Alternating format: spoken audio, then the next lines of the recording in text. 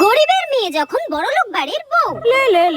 মা, আপনি কি এত রাতে কোথাও বেরোচ্ছেন? হ্যাঁ, ইয়েস, পার্টিতে যাচ্ছি।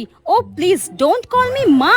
আমি না তোমাকে কতবার বলেছি আমাকে মা বলে ডাকবে না, কেমন যেন একটা চিপ চিপ লাগে।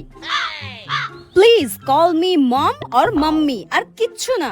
কেউ ভূত একটা, যত সব। মা, আপনি ফিরে এসে রাতের খাবার খাবেন তো? তাহলে আমি রান্নাটা চাপিয়ে দিই। না না না, আমার জন্য ডিনার বানাতে হবে না, আমি পার্টি থেকে খেয়ে আসবো। আর আজকে রাত্রে তোমাকেও বাড়িতে খাবার দাবার বানাতে হবে না। তুমি একটা কাজ করো, তুমি বাইরে থেকে খাবার অর্ডার করে নাও, ঠিক আছে? হ্যাঁ, অনলাইনে খাবার অর্ডার করতে হবে? কিন্তু মা, আমি তো অনলাইনে খাবার অর্ডার করতে পারি না। হ্যাঁ, তুমি অনলাইনে খাবার অর্ডার করতে পারো না? ও মাই গড, আমার বেটাটা কাকে বিয়ে করেছে? আমার কাছে তো কোনোদিন ফোনই ছিল না। নেহাত আমার বেটা তোমাকে ভালোবেসেছিল তাই, নইলে তোমার মতো ভিখিরি আর গেও ভূতকে এই চৌধুরী বংশের বউ কোনোদিনও করতাম না। যত সব।